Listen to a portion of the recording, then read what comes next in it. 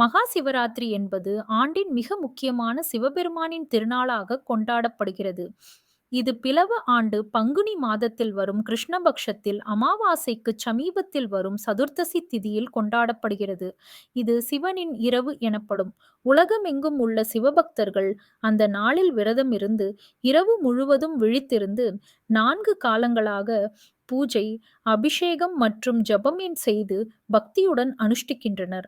4 கால பூஜைகளின் முக்கியத்துவம் மகா சிவராத்திரியின் இரவு 4 காலங்களாக பிரிக்கப்படுகிறது. ஒவ்வொரு காலமும் ஒரு காலத்துக்கு சுமார் 3 மணி நேரம். முதல் கால பூஜை இரவு 6 முதல் 9 வரை. இது வனபத்ர சங்காரம் போன்று துவங்கும் பக்தியின் ஆரம்ப நிலை. பக்தர்கள் இந்த பகுதியில் ஓம் நமசிவாயண்ட என்ற பஞ்சாட்சர மந்திரத்தை ஜபிக்கிறார்கள். சிவபெருமான் மீது பக்தி நிலையை அடைய உதவும் பரிசுத்தமான தருணம். இரண்டாம் கால பூஜை இரவு 9 முதல் 12 வரை. இது மனதை கட்டுப்படுத்தி சிந்தனையை ஆழமாக்கும் கட்டமாக இருக்கிறது. இந்த நேரத்தில் அபிஷேகங்கள், பால், தேன், பன்னீர், சந்தனம், விபூதி போன்றவை செய்து சிவனின் கருணையை வேண்டுவார்கள். சைவ அகவல்கள், தேவாரம் பாடல்களும் பெரிதும் பாடப்படுகின்றன. மூன்றாம் கால பூஜை இரவு 12 முதல் 3 வரை. இது ஆன்மீக தெளிவின் நேரமாக கருதப்படுகிறது. இது மாயையை விடுக்கும் காலமாக உள்ளது. ஸ்படிகலிங்கம், ருத்ராட்ச மாலைகள் கொண்டு சிவனுக்கு அபிஷேகம் செய்து மகா மிருத்யுஞ்சய மந்திரம் மற்றும் ருத்ரம் ஆகியவை பாடப்படுகின்றன. 4ஆம் கால பூஜை முதல் காலை 3 முதல் 6 வரை.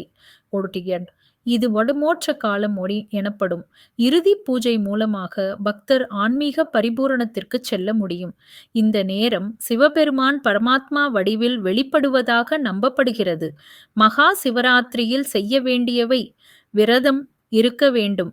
மதிய உணவு தவிர்த்து நீருடன் மட்டும் இருந்து சிவபெருமானுக்கு அபிஷேகம் செய்யலாம். ஓம் நம சிவாய, மகா மிருத்யுஞ்சய மந்திரம், சிவசந்திய வண்ணம், லரணம் போன்ற மந்திரங்களை ஜபிக்க வேண்டும். தூக்கமின்றி முழு இரவும் விழிப்பு தேவை. மகா சிவராத்திரி யார் யாருக்கு சிறப்பானது? மகா சிவராத்திரி என்பது ஒரு சாதாரண இரவு அல்ல. அது ஆன்மீக சுழற்சியின் உச்சமாகும். ஒருவரின் ஆன்மாவை பரமாத்மாவுடன் இணையச் செய்யும் புனிதமான தருணம். அந்த இரவில் நம்மை முழுமையாக இறைவனுக்கு அர்ப்பணித்தால் வாழ்வில் மிகுந்த அமைதி, அறிவு மற்றும் ஆனந்தம் கிடைக்கும். சிவோகம், நானே சிவம் என்ற உணர்வை எழுப்பும் அருள் இரவு இது.